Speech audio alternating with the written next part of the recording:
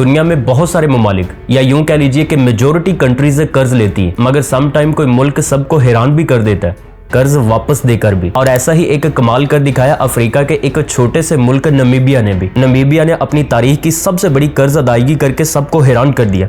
यानी एक ही दिन में मुल्क ने 750 मिलियन अमेरिकी डॉलर वापस किए। यह इसकी तारीख की सबसे बड़ी वन डे डेट रीपेमेंट है। वजारत खजाना के मुताबिक ये रकम 2015 में जारी किए गए यूरो बॉन्ड के लाइबिलिटीज की मद में अदा की गई, जिसकी मियाद 2025 में खत्म होनी थी। और गवर्नमेंट के अकॉर्डिंग ये अदायगी सिर्फ 3 जराए से पॉसिबल हुई, जिसमें सबसे पहले नंबर पर है फॉरेन रिजर्व्स और दूसरे नंबर पर बॉन्ड रीफाइनेंसिंग है, जबकि तीसरे नंबर पर बजट सेविंग का मौसर इस्तेमाल। फाइनेंशियल एक्सपर्ट्स के मुताबिक ये इकदाम नमीबिया की मालियाती नज़्म ज़ब्त और फाइनेंशियल क्रेडिबिलिटी को मजबूत बनाएगा। और यही नहीं, इससे इंटरनेशनल इन्वेस्टर्स का एतमाद भी बढ़ेगा और फ्यूचर में मुल्क को नए कर्जों पर बेहतर शराइत भी मिल सकेंगी। अगरचे ये अदायगी वक्ती तौर पर ज़र्रे मुबादला के ज़खायर को कम कर गई, लेकिन लंबे अरसे में ये स्ट्रॉन्ग इकोनॉमी की इलामत भी समझी जा रही है। इस बात में भी कोई शक नहीं है कि दुनिया में बहुत कम डेवलपिंग कंट्रीज ऐसी हैं जो अपने कर्जे वक्त से पहले या फिर एक साथ वापस करते हैं। नमीबिया का ये स्टेप एक रोल मॉडल समझा जा रहा है, जहां अक्सर ममालिक कर्ज बढ़ाने की दौड़ में लगे हुए। बैनुल अक़वामी माहिरीन ने इसे एक पॉजिटिव सिग्नल करार दिया, जो अफ्रीका के लिए एक नया फाइनेंशियल ट्रेंड साबित हो सकता है। पाकिस्तान जैसी कंट्रीज के लिए ये एक लेसन है,